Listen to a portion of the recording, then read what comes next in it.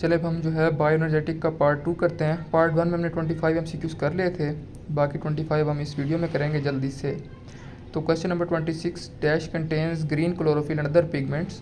तो आपकी thylakoid membrane में होते हैं आपके photosynthetic pigments. 27, which of the following organism lake photophosphorylation. तो आपकी फंजाई में जो है फोटोफॉस्फोराइलेशन नहीं होती क्योंकि उसमें फोटोसिंथेटिक पिगमेंट्स नहीं होते। ठीक है। The energy that excites P680 and P700 is supplied by photons. In photophosphorylation, energy from electron flow is used to transport from, ये मैंने आपको बताया था कीमियोस्मोसिस में जब आपके इलेक्ट्रॉन ट्रांसपोर्ट चेन में इलेक्ट्रॉन फ्लो हो रहा होता है तो उस वक्त आपके प्रोटॉन आपके जो है स्ट्रोमा से ल्यूमन में आ रहे होते हैं। हालांकि ल्यूमन में ऑलरेडी प्रोटॉन जो ज़्यादा हैं, लेकिन स्ट्रोमा से जब आ रहे हैं तो ये कौन सा प्रोसेस होगा, एक्टिव प्रोसेस। तो इलेक्ट्रॉन ट्रांसपोर्ट चेन की एनर्जी को वो यूटिलाइज़ करके अगेंस्ट द कंसनट्रेशन ग्रेडियंट आपके आ जाते हैं ल्यूमन के अंदर। ठीक है। फिर ल्यूमन के अंदर जो है ल्यूमन से वो दोबारा स्ट्रोमा में जाएंगे with the help of channel which is known as ATP synthase. तो राइट आंसर क्या होगा, in photophosphorylation energy from electron flow is use to transport proton from the stroma to the thylakoid compartment यानी lumen, generating a concentration gradient of the proton.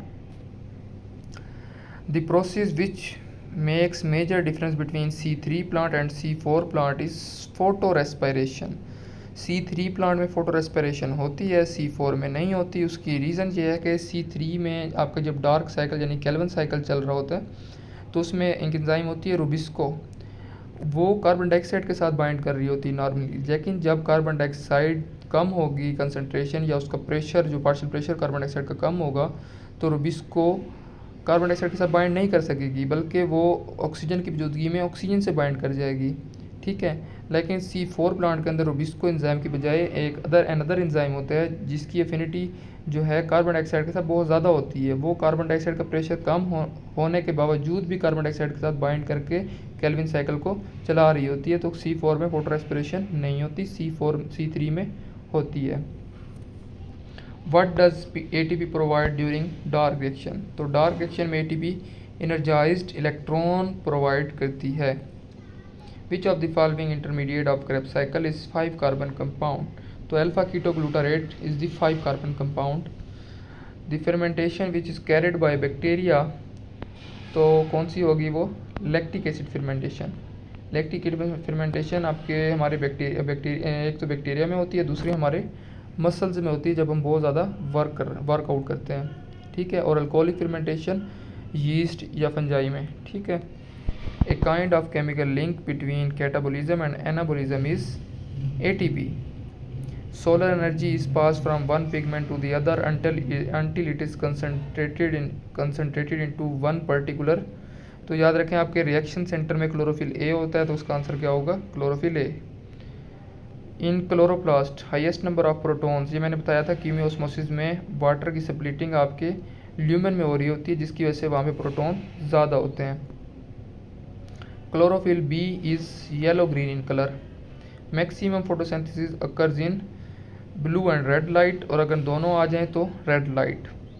Water soluble photosynthetic pigment, इनमें से कोई भी water soluble नहीं होता क्योंकि ये जो होते हैं हमारे पास क्लोरोफिल फोटोसिंथेटिक पिगमेंट ये हमारे पास हाइड्रोफोबिक कोर में होते हैं, थैलाकॉइड मेम्ब्रेन की हाइड्रोफोबिक कोर के अंदर, तो इनमें कोई भी वाटर सॉल्युबल नहीं होता। Hexokinase is an enzyme of glycolysis. इसका काम क्या होता है, ग्लूकोज को ग्लूकोज 6 फास्फेट में चेंज करना, मतलब ग्लूकोज की फास्फोराइलेशन करवाना is the function of hexokinase enzyme which is an enzyme of glycolysis. Phosphofructokinase an enzyme of glycolysis get inhibited by, इसको ज़रा अच्छे से समझिएगा, ये आपकी PTB की बुक लास्ट पेज पर एक ग्राफ बना हुआ है डायग्राम, उसमें मेंशन किया गया है। इसका आंसर है सिट्रेट। सिट्रेट कैसे होता है देखें, क्रेब्स साइकिल तमाम स्टेप्स का काम होता है ATP प्रोड्यूस करना, एनर्जी प्रोवाइड करना बॉडी को, रेस्पिरेशन का फंक्शन है। तो जब बॉडी में ऑलरेडी अगर ATP ज़्यादा है तो हमें क्रेब्स साइकिल की ज़रूरत नहीं है और हमें ग्लाइकोलिसिस की ज़रूरत नहीं है। ATP ऑलरेडी हमारी बॉडी में ज़्यादा है तो क्या होगा, ग्लाइकोलिसिस में जो प्रोडक्ट बनता है सिट्रेट, क्योंकि ग्लाइको आपकी क्रेब्स साइकिल जो हो रही होती है वो कहाँ हो रही होती है, माइटोकॉन्ड्रिया में, और सिट्रेट भी कहाँ बनेगा, माइटोकॉन्ड्रिया में। जब एटीपी की ज़रूरत नहीं होगी तो सिट्रेट हमारे पास माइटोकॉन्ड्रिया से निकल के आ जाएगा साइटोसोल में, और साइटोसोल में आके वो फास्फोफ्रक्टोकाइनेज को इनिबिट कर देगा।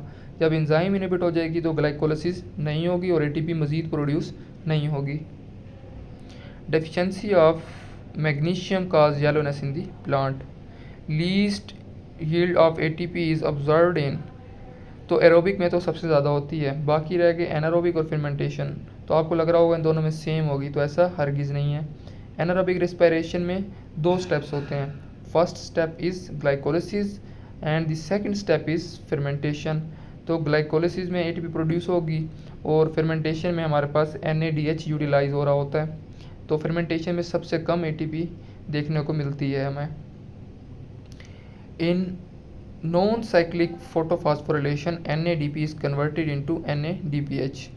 ठीक है, साइक्लिक फोटोफॉस्फोरिलेशन में NADPH बनता ही नहीं है।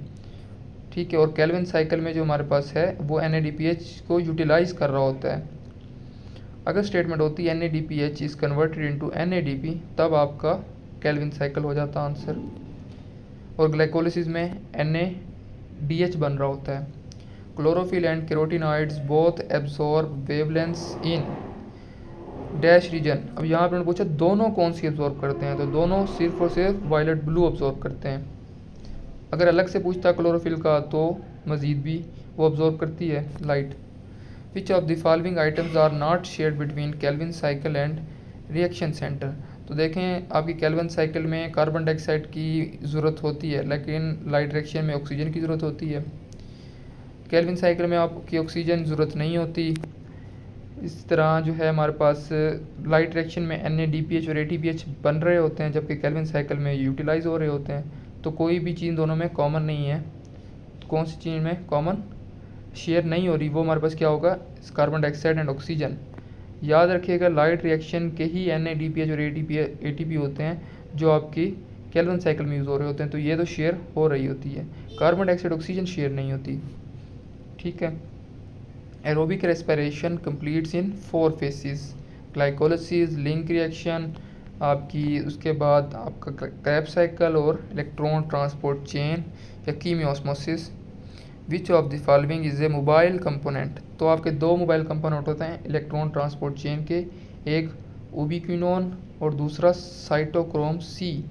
डेल्टा ऑप्शन में साइटोक्रोम C1 है, लेकिन साइटोक्रोम C एंड उबिक्विनोन आपके मोबाइल कंपोनेंट होते हैं। Cytochrome C1 is something other. ठीक है, ये भी आपका कंपोनेंट तो है लेकिन मोबाइल कंपोनेंट नहीं है इलेक्ट्रॉन ट्रांसपोर्ट चेन का। लाइट रिएक्शन अकर्स इन, तो लाइट रिएक्शन आपके थैलाकॉइड की मेम्ब्रेन में होते हैं। EMP पाथवे अकर्स इन, तो EMP बेसिकली आपकी ग्लाइकोलिसिस का ही दूसरा नाम है। ये बेसिकली साइंटिस्ट के नाम पर ही रखा गया EMP पाथवे, और हमें पता है ग्लाइकोलिसिस साइटोसोल में होती है। चलें जज़ाकल्लाह, फिर इंशाल्लाह नेक्स्ट हम करेंगे PMC टॉपिक 3। इसमें अगर आपको कोई मसला हो तो आप जो है कमेंट में आप मुझसे पूछ लेना, मैं आपको फिर उसमें बता दूंगा। अल्लाह हाफिज़।